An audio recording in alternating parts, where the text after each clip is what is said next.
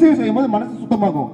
நல்லா கவனி, 3 விஷயத்துல மனசு ரொம்ப சுத்தமாகும். முதல் விஷயம், நல்ல புத்தகங்களை படிக்கும் போது இந்த மனசு சுத்தமா இருக்கும்பாங்க. நல்ல புத்தகங்கள் படிக்கணும். ரெண்டாவது, நல்ல ஸ்பீச் கேட்கணும். நல்ல அற்புதமான அருமையான நல்ல ஸ்பீச், தெளிவான ஸ்பீச் கேட்கணும். மூணாவது, நல்ல மனசு விட்டு சிரிக்கணும். இது மூணையும் எப்போ யாரு ஏதாவது ஒண்ணு எப்போ அடிக்கடி யாராவது செஞ்சுட்டே இருக்காங்களோ அவங்களுக்கு மனசு ரொம்ப சுத்தமா இருக்கும். நல்ல ஸ்பீச் கேட்கணும், நல்ல புத்தகங்கள் படிக்கணும். மூணாவது, அந்த பையன் சொல்றோம் சிரிக்கணும். சிரிக்கிறது கூட எப்படி சொல்ற, நல்லா சிரிக்கணும், நல்ல புத்தகங்கள் படிக்கணும். இது மூணும் இருந்தால் மட்டும்தான் ஒருத்தருடைய மனசு சுத்தமா இருக்கும் அப்படிமோ. நான் சொல்லியிருந்தேன் இந்த ஸ்பீச் அப்படின்னு சொல்லிட்டு. சார், ஒரு காலத்துல நம்ம நடந்ததெல்லாம் நினைச்சு அழுததெல்லாம் நினைச்சு சிரிச்சிருப்போம், சிரிச்சதெல்லாம் நினைச்சு அழுதுருப்போம். இப்ப வர பாருங்க, நான் ஒரு லைஃப் ஸ்கில் ட்ரைனர்.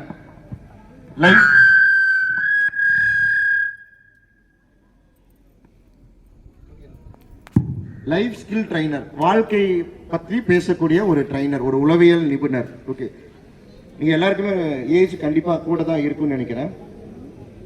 வாழ்க்கை அப்படின்னா உங்களுடைய கருத்து, உங்களுடைய பாயிண்ட் ஆஃப் வியூல வாழ்க்கை அப்படின்னா என்ன அப்படின்னு சொல்லி யாராவது ஒரு 3 பேர் சொன்னா நல்லா இருக்கும். வாழ்க்கை ஐயா கொட்டாய் விட்டீங்கன்னா உங்ககிட்ட கேட்டுருவேன். புரிஞ்சு கொடுத்து விட்டு கொடுத்து குடும்பம் நடத்துறது தான் வாழ்க்கை.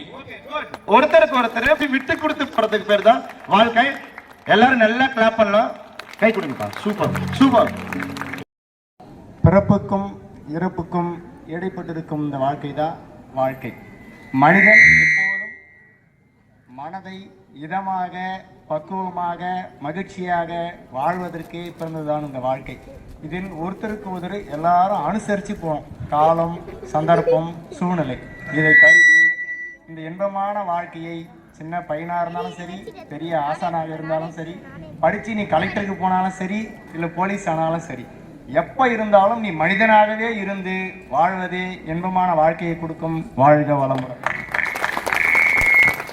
நல்லா ஒரு பெரிய கைத்தல் கொடுக்கும், நல்ல பெரிய கைத்தல் கொடுக்கலாம்.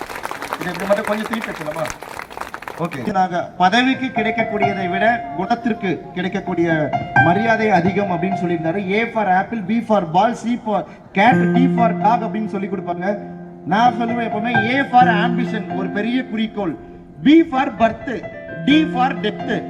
பர்த்துக்கும் டெத்துக்கும் இடைப்பட்ட சிங்கிறது தான் சேலஞ்ச். அதை தான் நம்ம எப்படி வாழ்க்கையில வாழ்ந்து காட்ட போறோங்கிறது தான் உண்மையான வாழ்க்கை. நம்மளுடைய வரலாற்றை திருப்பி பார்க்கும் பொழுது நம்ம எந்த மாதிரியான வாழ்க்கை வாழ்ந்திருக்கோம் அப்படின்னு தெரிஞ்சுக்கலாம் அப்படின்னு சொல்லியிருந்தாரு. ஓகே, வாழ்க்கை அப்படிங்கிறது புரிஞ்சுக்கிறது, விட்டு கொடுத்து போறது ஒண்ணு, இன்னொன்னு வாழ்க்கை அப்படிங்கிறது ரொம்ப சகஜம் சார்.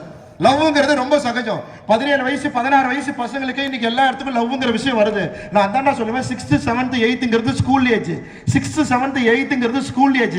அழகா ரெட்டச்சடை போட்டு ஜப்பியா நீட்டா விபூதியெல்லாம் வச்சுட்டு சாமி கும்பிட்டு அப்பா அம்மாட்ட சொல்லிட்டு வருவேன். 6th 7th 8th school age.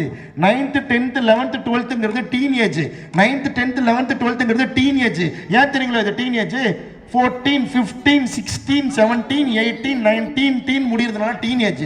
6th 7th 8th school age. 9th 10th 11th 12th teenage.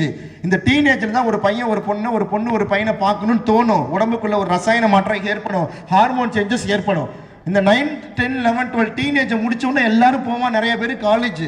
அப்படி காலேஜுக்குள்ள போன உடனே சினிமாவை பார்த்து அட்ராக்ட் ஆனாலும் அங்க நினைப்பான் மேரேஜ். அப்படி மேரேஜை பத்தி யோசிச்சாவே அந்த பையன் பொண்ணு வாழ்க்கை ஆயிடும் டேமேஜ். அப்படி டேமேஜ் ஆன பிறகுதான் அவன் யூஸ் பண்ணுவான் நாலேஜ். அது எல்லாமே வேணான்னு சொல்லி தான் கார்த்திக் அண்ணா வந்திருக்கேன். Encourage encourage encourage encourage. இந்த வயசுல சின்ன சின்ன விஷயங்களை பெற்றோர்கள் கவனிக்காம விட்டுறதுனாலதான் ஒரு பொண்ணு நல்ல பொண்ணா இருந்ததுன்னா எப்படி தெரியுமா சார் சொன்னோம்? 10th படிக்குது 12வது படிக்குது, ஏதாவது ஒரு பையன் வந்து ப்ரப்போஸ் பண்றா அப்படின்னா அந்த பொண்ணு நேரா வந்து வீட்டுல வந்து சொல்லும், அம்மா இந்த பையன் எனக்கு ப்ரப்போஸ் பண்றாமா, அம்மா இந்த பாரு எனக்கு மாதிரி லெட்டர் கொடுக்குறாங்க பசங்க. பையனும் சில டைம் சொல்லுவோம், அம்மா இந்த பொண்ணு எனக்கு லெட்டர் கொடுக்குதுமா அப்படின்ட்டு. பசங்க பொண்ணுங்க உங்ககிட்ட வந்து இந்த மாதிரி என் பொண்ணுக்கு லெட்டர் கொடுக்குறாங்க, பையனுக்கு லெட்டர் கொடுக்குறாங்க, மைடியர் பெற்றோர்களே நீங்க உங்க பிள்ளைய நல்லபடியா வளர்த்துருக்கீங்கன்னு சொல்லி மாறு தட்டி பெருமைப்பட்டுக்கோங்க. காரணம் என்ன தெரியுங்களா? தான் பிள்ளை வந்து தாங்கிட்ட எல்லா அம்மா சொன்னாங்க எல்லாத்தையும் ஷேர் பண்றாங்கன்னு சொல்லி. உண்மையாலுமே 9 10 11 12 டீனேஜ் அவங்களுக்குள்ள நிறைய பிரச்சனைகள் வரும். ஒரு பையன் பார்த்தா கூட அந்த பொண்ணு வந்து சொல்லுச்சுன்னு வச்சுக்கோங்களேன், நீங்க பெண் குழந்தைய நல்லபடியா வளர்த்திருக்கீங்கன்னு அர்த்தம். சந்தோஷப்பட்டுக்கோங்க. இன்னைக்கு நிறைய பேரண்ட்ஸ் பண்ற தப்பு என்ன தெரியுங்களா? ஒரு பொண்ணு 12வது பொண்ணு வந்து சொல்லுதாம்மா இந்த பையன் எனக்கு லெட்டர் கொடுக்குறாமான்னு சொல்லி, அந்த அம்மா சொல்ற அடுத்த வார்த்தை என்ன தெரியுங்களா? ஆமா, எப்ப பார்த்தாலும் மேக்கப் போட்டு இந்த தோடை போட்டு மினிக்கிட்டு போனா பசங்க வரதான் செய்வானுங்க அப்படின்னு சொல்லி தான் பிள்ளைங்களை திட்டாதீங்க. தாங்கிட்ட வந்து சொல்ற பிள்ளைகளை பாராட்டுங்க. உங்களை மாதிரி நல்ல பிள்ளைங்க யாரும் கிடையாதுன்னு அர்த்தம். உங்ககிட்ட வந்து ஷேர் பண்ற பிள்ளைங்க ரொம்ப ரொம்ப ரொம்ப நல்ல பிள்ளைங்க. அவங்கள தயவு செய்து தப்பா எடுத்துக்காதீங்க. அவங்க உங்ககிட்ட ஷேர் பண்ணாங்கன்னா அதை அக்செப்ட் பண்ணிக்கோங்க. அதை அக்செப்ட் பண்ணிக்கோங்க. குட். ஹாப்பினஸ் வேற. பாய்ஸ் அண்ட் கேர்ள்ஸ் வேற. பின்னாடி வந்து கை கட்டி உன் பிரச்சனைக்காக நிக்கிறது உங்க அப்பாவும் அம்மாவும் மட்டும்தான் இருப்பாங்க. வேற யாரும் நிக்க மாட்டாங்க. அம்மாக்கு போத்தி அழகு பார்க்கலாம், கார்னர் பண்ணலாம். Can I have a big round of applause? நல்லா தம்பியடா இது. ஓகே பாப்பா, குட்.